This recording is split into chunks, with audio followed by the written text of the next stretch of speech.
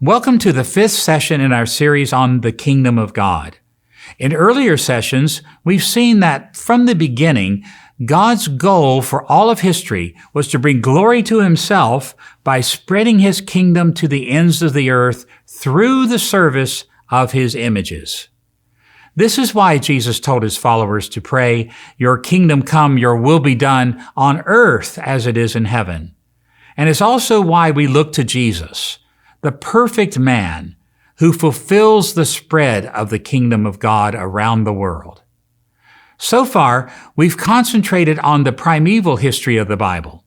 At that time, the place of God's kingdom on earth was the Garden of Eden, and God commanded his images, Adam and Eve, to go beyond the garden's borders by filling the earth with his images and by having dominion over the earth in service to God the King.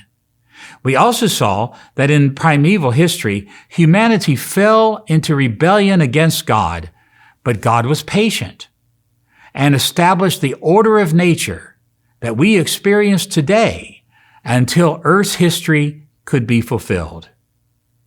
Now we're ready to look at the next major stage of God's kingdom in the history of the Bible, the period when God chose the people of Israel and placed them in their promised land as the centerpiece of his kingdom on earth. Let's start by noticing the place of God's kingdom during the time of the nation of Israel. Now that we've seen what the Scriptures teach about the kingdom of God during the primeval history, we're ready to move to the next major stage of kingdom history in the Old Testament, the period in which God dealt especially with the nation of Israel as the chosen people of his kingdom. It's difficult to miss the fact that the nation of Israel plays a central role in biblical history. But why? The Scriptures focus on the people of Israel because God chose them to lead the entire human race in the service he had ordained for his images from the beginning. The Israelites were the seed of the woman, the royal priesthood, his treasured possession, his firstborn among the nations. And as such, they were to grow in number and have dominion over the earth in service to God's kingdom. Now, the Israelites repeatedly failed to be faithful to God, and God brought severe judgment against them, but God never canceled this role for Israel. As we're about to see, throughout the Scriptures, God remained committed to Israel, leading all the nations into his service. To see how the kingdom of God unfolded throughout the history of the nation of Israel, we'll look again at three topics. First, we'll explore the place or location of the kingdom. Second, we'll look at the people of the kingdom in the nation of Israel. And third, we'll sketch the progress of the kingdom in Israel. Let's look first at the place of God's kingdom. When God first put Adam and Eve on earth, he planted them in a special place, in the Garden of Eden. But he also commissioned them to serve as his images by establishing his will throughout the whole world. Now, as we're about to see, when God chose Abraham and his descendants, he called for them to orient themselves toward the vicinity of Eden once again, and from there, to fulfill humanity's original commission. Listen to the way Genesis chapter 12, verses 1 through 3, describes when God first called Abraham, the father of Israel, to be his special servant. God said, "Go from your country and your kindred and your father's house to the land that I will show you, and I will make of you a great nation, and I will bless you and make your name great, so that you will be a blessing. I will bless those who bless you, and him who dishonors you I will curse, and in you all the families of the earth shall be blessed." Notice the geographical focus of this passage. God called Abraham to leave his father's homeland in Mesopotamia and to migrate to a land Abraham had not yet seen. God led Abraham from Ur in Mesopotamia to Haran, and later God called Abraham from Haran to the land of Canaan, the land that we often call the Promised Land. When Abraham arrived in Canaan, God confirmed that his descendants would take possession of that place as their enduring homeland. And from that time forward, the Promised Land became the staging ground for Israel's kingdom service. Abraham's call to the Promised Land helps us understand the place of God's kingdom in the history of Israel in at least two ways. First, God called Abraham and his descendants to serve him at the original geographical center of his kingdom. Second, God called Israel to carry out the geographical expansion of his kingdom beyond the borders of the Promised Land. Let's look at the idea that God called Abraham and his descendants to serve him at the original center of his kingdom on earth. A few moments ago, we saw that the original centerpiece of God's earthly kingdom was the land of Eden and the sacred garden within it. Unfortunately, many biblical interpreters have mistakenly assumed that Eden was somewhere in lower Mesopotamia, near the Persian Gulf. We don't know for certain how much territory was considered the land of Eden. It could have extended throughout what we now call the Fertile Crescent. But the book of Genesis itself closely associates the land and Garden of Eden with the land that God promised to Abraham. This geographical orientation becomes clear in Genesis chapter 2, verses 10 through 14, where God described the boundaries of Eden. A river flowed out of Eden to water the garden, and there it divided and became 4 rivers. The name of the first is the Pishon. It is the one that flowed around the whole land of Havilah. The name of the second river is the Gihon.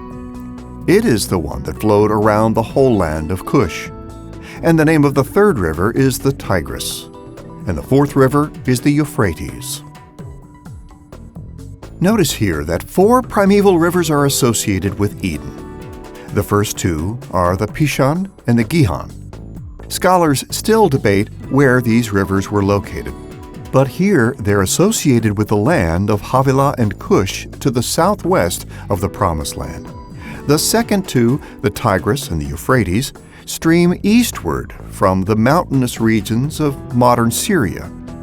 Understanding this much about the locations of the rivers of Eden is important because, broadly speaking, these locations correlate with rivers that were also associated later in the book of Genesis with the land God promised to Abraham.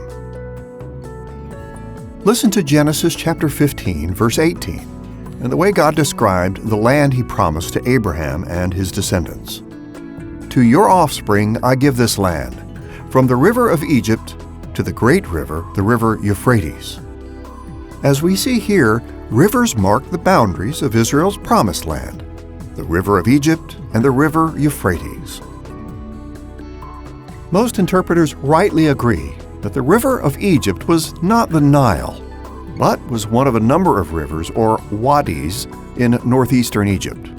Beyond this, the river Euphrates, the upper Euphrates in modern western Syria, marked the northeastern boundary of the Promised Land. Later in biblical history, these rivers marked the extent of Israel's lands during the reigns of David and Solomon.